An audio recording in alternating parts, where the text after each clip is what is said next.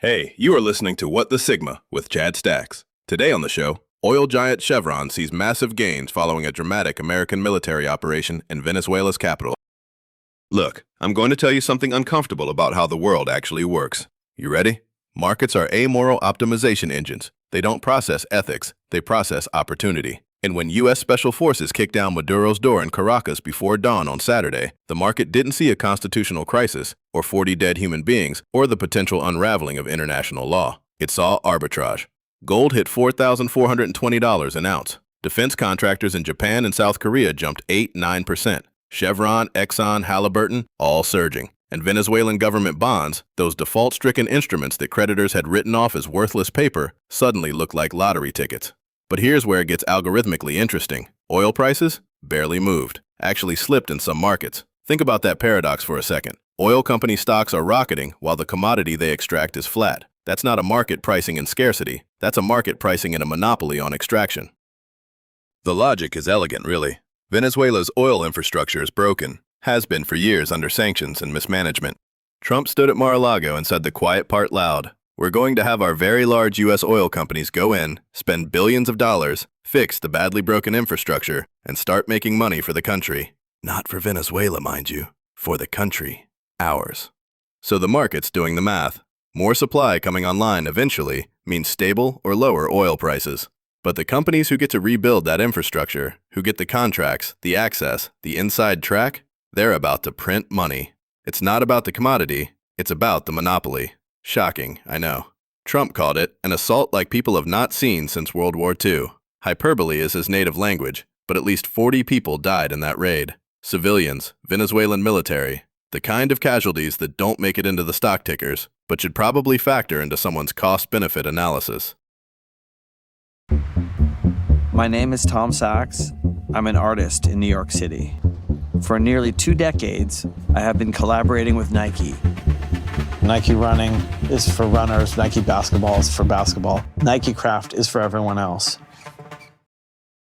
And here's where the story splits into 2 completely different narratives depending on who you ask. In December, Secretary of State Marco Rubio briefed Congress. Democratic Senator Chris Murphy says Rubio looked them in the eye and said this wasn't about regime change, just counter-narcotics, a law enforcement operation. Then Saturday happens, and Trump's announcing we're going to, quote, run the country until such time as we can do a safe, proper, and judicious transition. That's not arresting a drug dealer. That's regime change with a press conference. Murphy's exact words, they literally lied to our face. Which, coming from a senator, is almost adorable in its naivety. Like lying to Congress is some kind of bug instead of a feature. Now Maduro's facing charges in Manhattan federal court. Narco-terrorism conspiracy, cocaine importation, weapons charges. The indictments from Trump's first presidency, so this has been teed up for years. The legal case might even be solid. Maduro's government has been credibly accused of using state power to protect drug trafficking for decades. But when you're simultaneously seizing a country's oil infrastructure and putting its president on trial, the optics get muddy fast.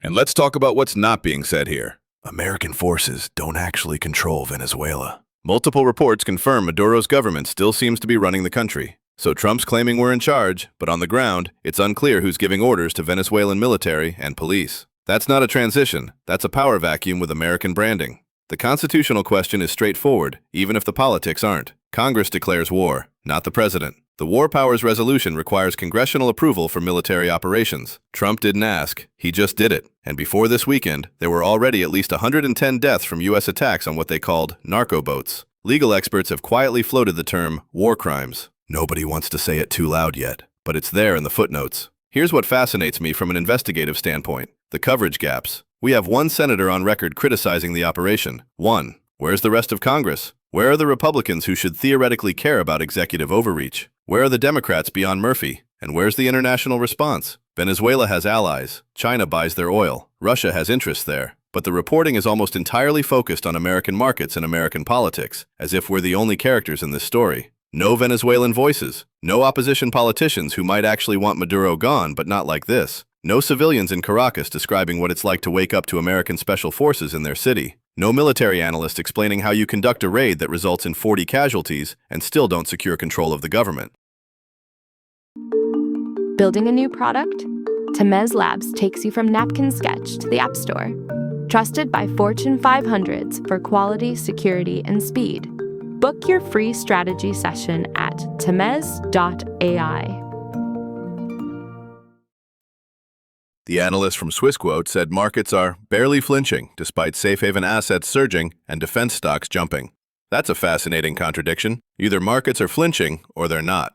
What she probably means is that despite significant movement in specific sectors, the broader indices aren't panicking, which tells you something. Investors think this is contained, manageable, profitable even. But here's the thing about geopolitical risk. It has a way of metastasizing in directions you don't predict. You don't get to control all the variables when you're debugging a system as complex as a sovereign nation.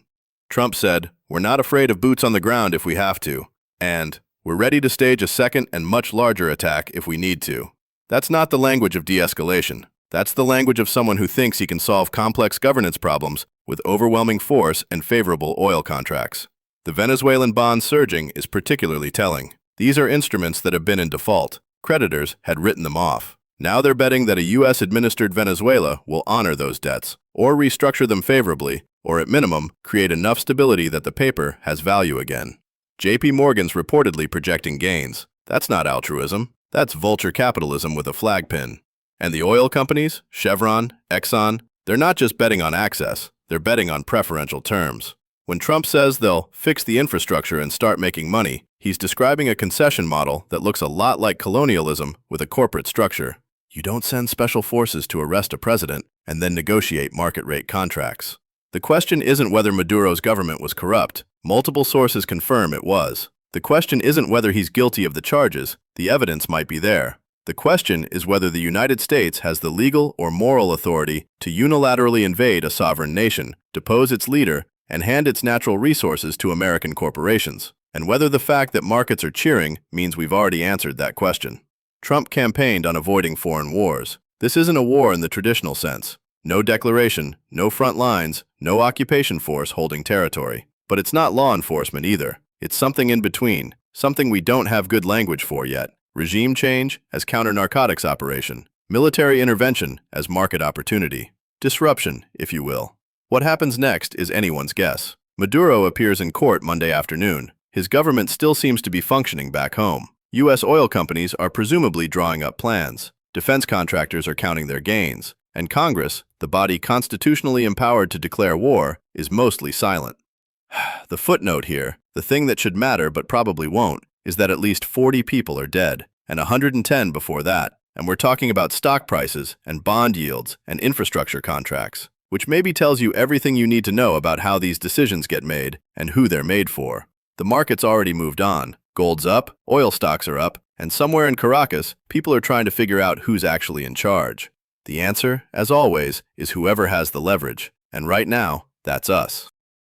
Remember, nothing said in this podcast is financial advice. This has been another fire episode at What the Sigma. Smash that follow button and tap 5 stars to spread the butter. Fortune favors the bold, baby.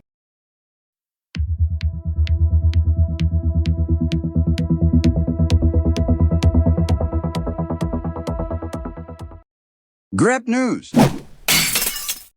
Tamez.